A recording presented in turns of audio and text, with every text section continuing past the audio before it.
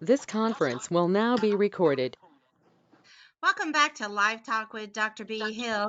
Unfortunately, she's not here with us today, but we do have our continued guests with Dr. Doug Smith and Josh and Travis. So, if we have any guests today and would like to ask questions, use the chat button up in the right hand corner. So, we do like to answer questions if there is any. Dr. Doug? Hey everybody. Hey Hey, there. Dr. Smith.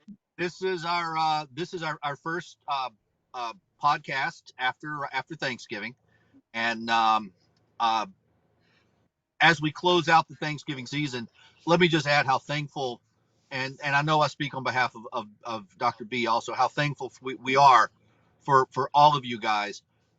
What you guys are doing main is not fully recognized at this point in time, but I can assure you that on the other side of the opioid crisis, they will come back and look at this podcast. Okay, because this was where the wave started. Okay, it will eventually be a tidal wave, but it started here. And I thought a long time about, now that the holiday's over and before we run into the next holiday, where do we want to start today? And I didn't realize Dr. B was not going to be here, and we all miss Dr. B. But I wanted to go back to the basics, and I think this is something that we should do on a very regular basis. Is to go back to the basics. Chris, if you could put up that one one graphic we have for today, and Josh and Travis, I'm now talking to both of you. Okay, um, Yeah. Travis, you are the warrior. Josh, you are the deacon, which is another form of warrior. And part of the God-given strength that both of you have is that you're blessed with common sense. That's why people come to you for your opinion. That's why people come to you for your counsel, is because you're level-headed, you can keep your emotions within the guardrails, and you represent common sense. So where I wanted to begin today is simply with common sense. And Josh, you might not recognize that graphic that's up on the screen there, but Travis, unless I'm mistaken, you do recognize what that is, correct? Well, yeah, I think I've seen this before, but the lettering is kind of so small. Even if I zoom in, I can't see it. Okay, all right. Let me always a challenge. Let me walk you through what this is. Okay. Okay, um, Travis, you remember back when you volunteered to participate in our clinical trial, and you signed the informed consent, and you stopped taking all your medicine, and you got very sick, and you came in on day 3, Yes. Yes, and I you remember were that. you were sick. I know Dr. B is put show the images, the pictures that we're taking of you that day. Uh, just so you know, personally, I, I don't like looking at those pictures because I find them disturbing. I I I value your friendship, and to see a friend, really any human being, at that level of suffering, and to see it someone who I respect suffer at that level, it it upsets me. So I personally don't like looking at those pictures because they're so disturbing. Um, but Dr. you came Smith, to the I office. know they're disturbing, but I feel like people need to see them. Like, I feel the same way as you, but I feel like that's the reality. Like, people need to see the actual reality of what's going on. I'm okay with the pictures being shown if you guys are. And I feel like it will do more better than it will harm. I mean, I don't know. I mean, I just feel like it'll someone seeing that, I just think it'll make a difference. All right, let's have a little discussion about this. Okay. I find the images disturbing. And when I see the images, I don't know why. I have no earthly clue why, but in my mind, I think about the people in jail, lying in those cells, going through what you went through, and with no hope Right. of relief. Wow. And the Yep. guards just, I mean, I've seen what they do. I've consulted in the prison healthcare system. Okay, I have seen the people in opioid withdrawal practically become a source of entertainment for the staff in the jail. I have witnessed that with my own eyes, and a level of dehumanization. Right. Yeah, It's it it's is. a level of dehumanization, and that happens. I feel with all of our people when they label you a drug addict. That's another way of saying you're not a human anymore. You're something else, something less. And you got to be real careful with human beings and the ability to dehumanize. And I'll give you two examples where human beings have dehumanized another class of people and then done harm. Number one, slavery. They weren't human, they were slaves. Number two, the Holocaust, the Jews in Germany. They weren't human, they were Jews. And then horrible things were done to both of those people. And quite frankly, I see the same process involved with our people. They're dehumanized, they're judged, and they're put them in a cell in the middle of a neurotoxic episode while their body is completely out of control, and then laugh at them. That's inhumane. But anyway, uh, I want to go back to the common sense. Okay, Travis, you allowed you to get sick. You went into the office. You filled out this questionnaire. Okay, you filled out this questionnaire. You took one dose of buprenorphine. In 2 hours, you filled out the questionnaire again. And I'm not sure if this is your actual questionnaire or somebody else's. I really don't know, and I don't want to know because that's the way research is done. I have to not know who the individuals are. That's how research is done. So I don't know who the individual was on this. But anyway, and as you can see, the two on the left, everything's horrible. It's threes and fours, and then the two on the right, everything's back to normal. Right. One of buprenorphine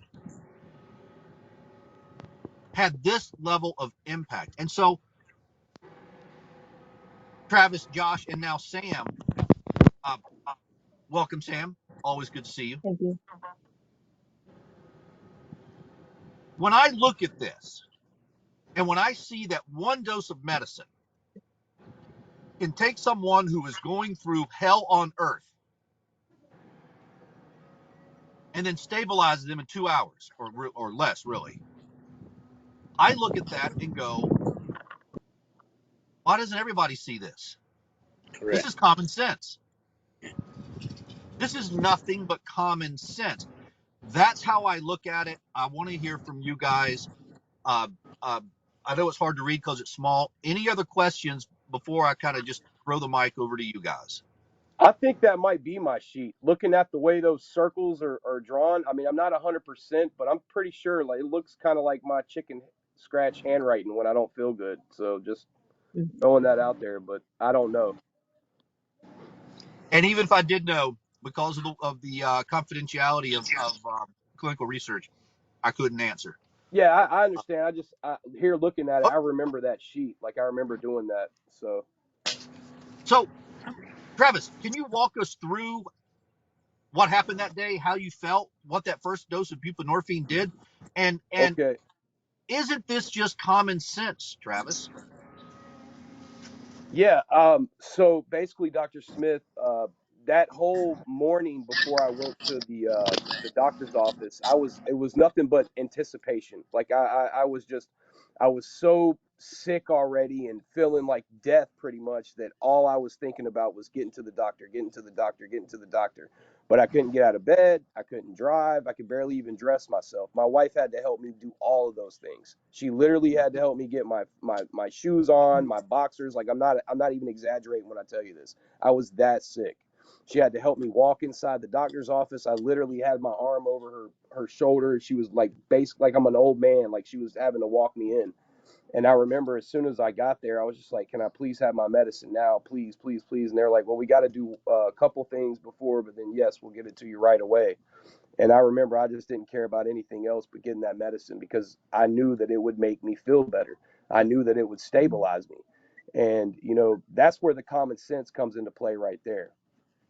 That we need this medication to stabilize our bodies so we can feel normal. I mean, that should tell you what the opioids do to our bodies and does to our DNA. I mean, that right there should be proof in the pudding.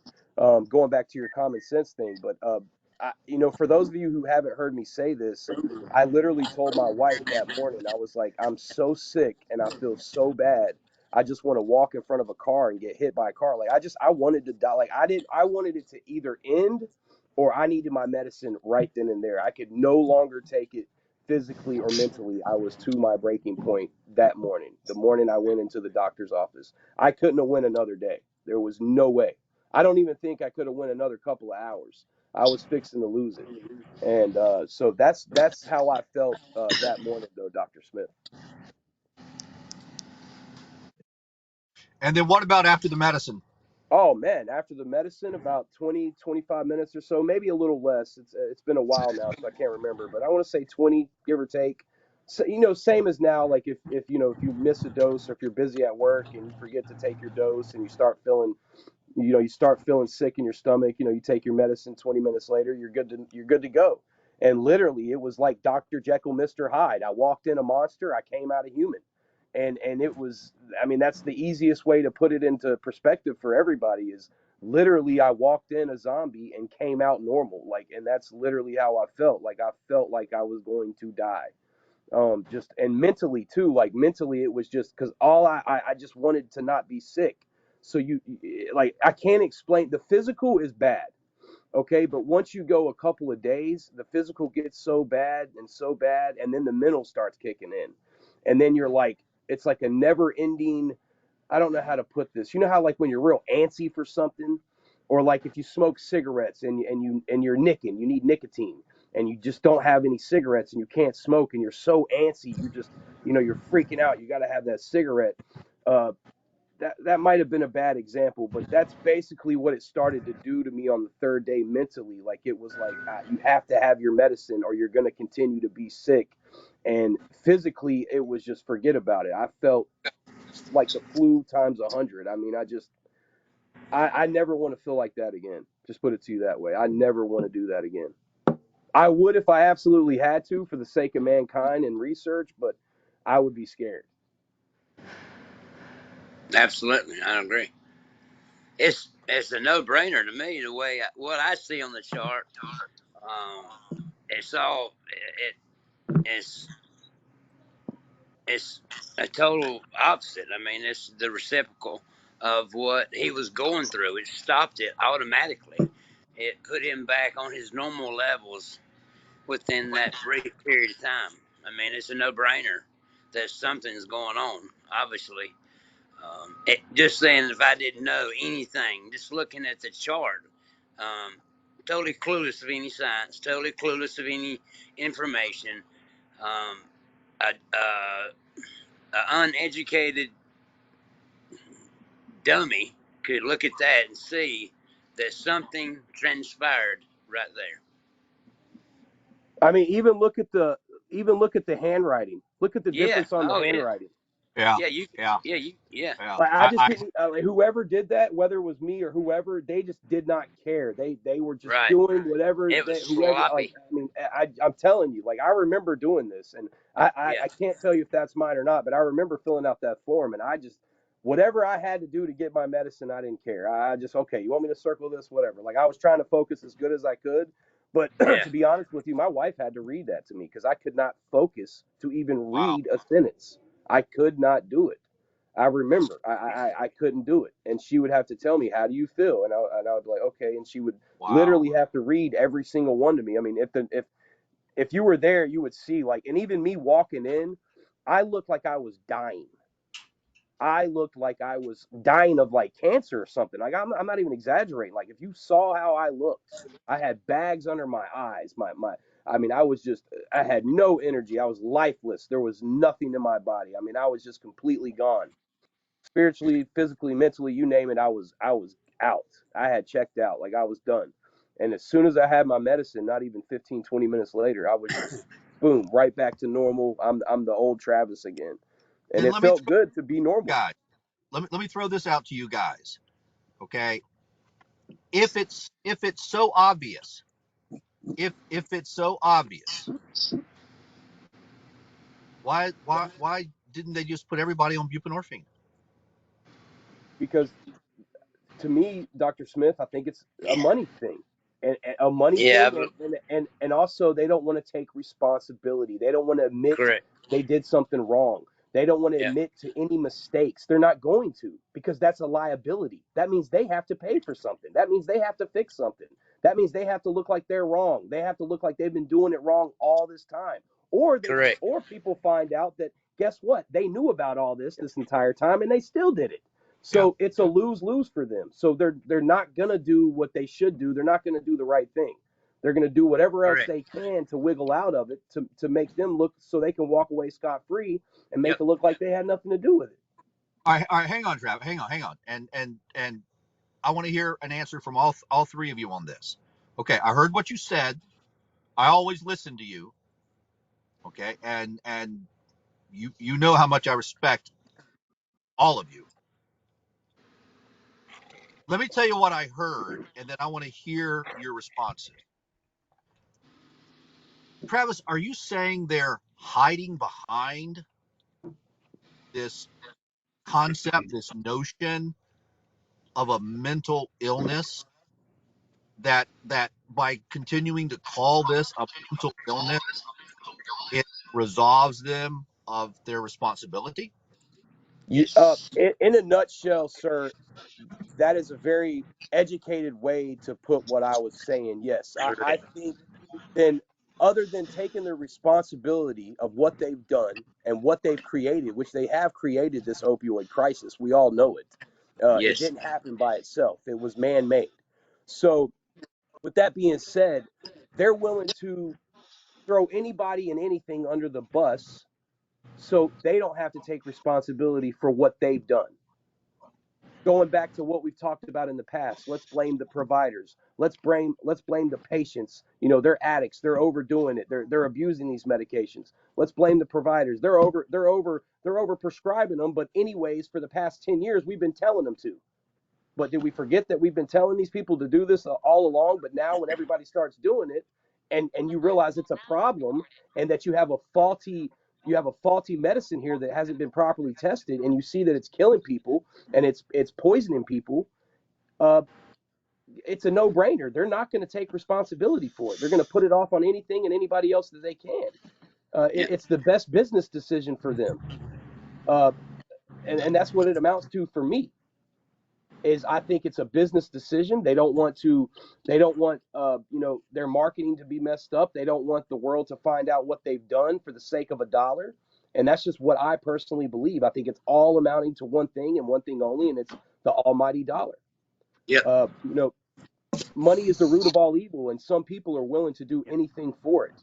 And even anything meaning taking a life or jeopardizing lives. And in this case, we're talking about millions of lives.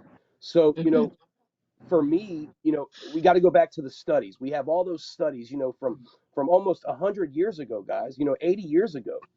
They knew Yeah. about this. They knew about the methylation. They knew about the DNA to an extent. They knew that there was something not right with this medication, and yet they still continued to manufacture and sell it to the world. Yep. And I don't agree with that. They should have halted all manufacturing, and they should have did some kind of testing and made sure that it was 100% safe, that nobody was going to be affected by this and the longevity of everything, and that the people that were consuming this medicine, in the future wasn't going to have some kind of illness or like what's happened to us, our DNA being methylated and everything being rewired basically in our DNA. That's in a nutshell, that's what's happened with our receptors. So Yep. they didn't do the proper things here, and they tried to do it so fast and rapidly for the sake of a dollar. They didn't want to do all those testing. They knew it would take years and years and years to actually get it to where they knew that nothing would happen to anybody. They didn't want to do Yes. that. They wanted to do shortcuts. They wanted to get it onto the open market and start making their money as fast as possible. And that's exactly what they did. And then And what happened honestly, I was don't think they ever thought anybody would ever find out. I don't think I think they just thought nobody would ever care.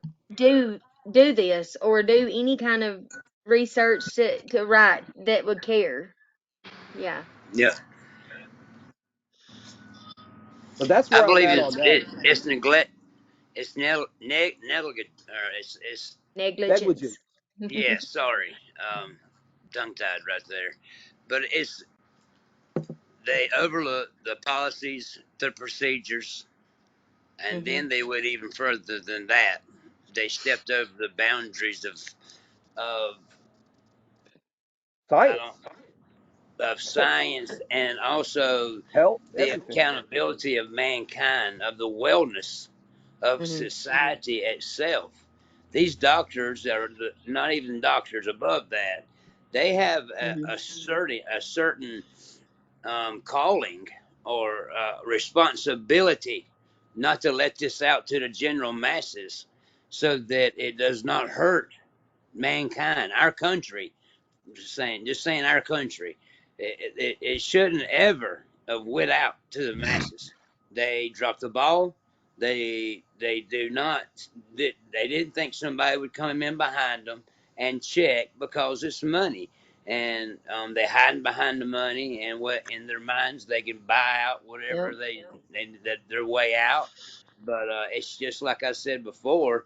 They put out a bad product and it has consequences, and they will not stand forth and be accountable for their actions. And I don't believe they will. They never will. Mm-mm. We'll have to make prove it in court, Oh, they or will, because we're gonna make them. we will. We'll have We to are show. it, and we're They gonna can't do it. argue with science. It's been proven that they've done this, and and then them just pushing it through. It is a money racket. It is, but it's even bigger than that. I mean, it's even bigger than money. I mean, they have a duty. Um, Lives are in people. These they hold people's lives at stake. I mean, Well, that's a my big thing, responsibility. with all these doctors, their first rule when they get their medical license is to do no harm. Yes. And, you know, That's true. in my opinion, every single doctor, I mean, it's not, I know it wasn't really the doctor's fault. I know that the companies lied to them, but in a way, like I feel like the doctor that first prescribed me my opioids knew. Like I feel like he knew because a little on down the line, he told me, that he knew, even though he prescribed them to me the first time, saying it's not a problem. They're fine. You're fine. You're going to be okay with it at 15 years old. Then later on, he said, I knew this would happen to you. I knew it would. Well, why would you prescribe that? Why would you do this? So, I would like nothing more than to see every one of their medical license pulled, but that's probably not going to happen. This is my Just thing on because. that, though, Sam. Depending on the doctors, you know, Right. Yeah. you got to remember a lot of the doctors when they went to I school, know they were told like you really need to that. research this. I did this myself, Right. and I want you guys to do this yourself too. Really research what they used to train doctors coming I straight out know. of medical Yeah, I school. have looked at some of it, Yeah, not a lot, but I'm telling you, they used to have this stuff on the radio, the news, mhm. commercials. When they first made OxyContin, going back to that era, just letting you know, And they were going around to pharmacies, doctors' offices. They were trying to get everybody to prescribe this, telling them that it was yeah, 100% safe, it was not addictive, there was nothing non-addictive. wrong. And I don't think Mhm. that the doctors knew about the methylation in the I Yeah. bloodstream, don't. I mean, in the I DNA. Yeah. I don't don't. I either. don't I think mean, they knew that. No, And like I not said, on the this primary doctor care was a doctor. young doctor too. So I mean, I feel This like, problem starts at the top and it Yeah, trickles the its very exactly, way top. down. Yeah, If you got the absolutely, people in top. charge at the top doing the wrong thing, everybody Yes. beneath is going to do the right, wrong thing. Because if everybody's right, taking hush money and kickbacks to keep their mhm. mouth shut and not, not expose what's going on, then And everybody I else is going to mean, do the same thing. They're going to like stay I've in even line. thought that when he told me that, I thought, well, what could he do? You know, he's just one person. Even if he did know that at the time, he's got all these people on his back saying it's okay, it's legal, it's not gonna, I mean, legal, but it's not addictive, it's not gonna hurt him. Even if he thought that it was addictive and it was gonna hurt somebody, he was just one person. How could he? He was probably thinking that same thing. I can't do anything. I can't change anything. In order Yeah, to keep going what he was doing, and in order to keep his medical practice, he probably thought he had to. well, this is bigger than the doctors. This goes Yeah, above Right. way the Oh bigger. doctors. yeah, yeah. It's This goes definitely above. I mean, the doctors was prescribing it to, and they knew there was side effects to it, but I do not right. believe all doctors knew of the methylation that it was going to Oh no, damage no, your no, DNA. I don't no. I think don't none of No, them either. knew anything about this except for no, the Mm-mm. doctors and scientists that were working with the FDA and the government to get this approved and out to the masses. Now, those right, people were paid off and they probably knew right. Right, everything, but they Yes, were I paid right. agree, to And shut. Travis. you were I will talking tell about you, like I will tell you guys this, that as a physician, I trusted the FDA. right. Well, I Correct. mean, you have to, don't you? Right. Right. Now, well, not I anymore, mean, my not that you have to, but not I mean, you kind of have ever that again. obligation, I think. Never again. But I will say this, and we've only got a couple of minutes here. I will say this. I did trust the FDA. I did prescribe opioids and I did harm people. That was a violation of my Hippocratic Oath. Okay, the Hippocratic Oath doesn't say you don't have a clause that unless you didn't know you were harming them.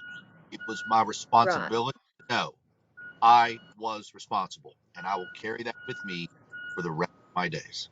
But Dr. Bless Smith, your I heart. just want to say something to you, sir. Like I don't think you should beat yourself up for that, and I'll tell you why. Me either. Because Travis, I should have known better. No, I understand, but no, let no, me just hear no, me no. out. I will hear you out, but let me just tell you right up front. There, I will not forgive myself. It is not something that is forgivable. I trusted the Well, FDA, I forgive you, I I and mean, do too. I mean, you're and I'm saying you someone should have that known that better. has You're struggled knowing with better this. now. And look what you're doing now. It makes up for all of it. Right. Like look what you're doing. You're going to save millions of lives with this. You're going to change the history and the course of this ship and how they treat people and everything else. Like Yep. that should Absolutely. mean something to you. Like you're a hero here too. Like I just want you to know that. Like you're Yep. my Mhm. hero, man. You're well, you're the head of let the I me Yep. put mean, it state. you're the main hero in my book. Yeah, like let you're that's me how put I it to you feel too. Like like this. I don't Yeah. like being lied to. I and don't Correct. like that's what lied I to. was gonna say, sir. I You were was lied lied to to. by the EA. I was Mhm. lied to by SAMHSA. Was lied to by A. I don't like being lied to. Yeah, and Right. that's why it's not fair. I don't feel like it's your fault. You shouldn't take Right. that blame on yourself because you were trained a certain way. Back then, everybody was trained Mhm. that way. All doctors, nurses, everybody. If someo's in pain, give them That's the pain way it works, medicine. Travis. When you take that oath, you take that oath, and there's no out clause on the oath. It's an I oath. understand. I Okay? understand. Yep. Just like Josh, you know exactly what I'm saying. There's no out clause on the Ten Commandments. But You hear don't. me out. They Right. trained you. They You're trained right. you one way. They trained you one way. You did it the way they wanted it, and then when it Mhm. backfired on them, they threw you under the bus. That's my whole feeling about it, though. Absolutely. Right. They trained Yeah. all these doctors and nurses to treat people with pain Mhm. medicine for years and years and years, and then when it got out of hand, they throw everybody under the bus so they can walk away free. And I don't think that's Mhm. right. I don't think the doctors and nurses and patients should be at fault Mhm. here. I'm sorry, I don't. I don't. Now, if I you don't have some either. shady doctor who was selling, had a pill mill going out of his house, that's Right. different. You know what I mean? But if you were just running your practice, treating your patients the way you have been Mhm. trained your entire, practice to treat them, and then, things go sideways and the FDA and the government turns on you and throws you under the Absolutely not your bus, fault. that's not fair. Right. And No. Mhm. I've researched your situation. I've researched a lot of doctors' situation, and that's exactly what's happened to a handful of people. And it's a Yeah. lot of people. And I don't think that's right. I'm sorry, I don't No. think that's right. I agree. It's a Well, government guys, and I hate to FDA cut issue. this conversation. Can we pick it up tomorrow? Yes. Wonderful, because 30 minutes just flies by It so it really quick. did. Like I was into that conversation too. Yeah, Yeah. it was too. That was a good subject. Yep. Tomorrow, maybe I won't have technical difficulties. Well, thank you so much for joining us today, Live Talk with Dr. B. Hill. And we shall see you guys tomorrow from 12:30 to 1 o'clock every Monday through Thursday. Y'all have a blessed day. Happy holidays. Thanks.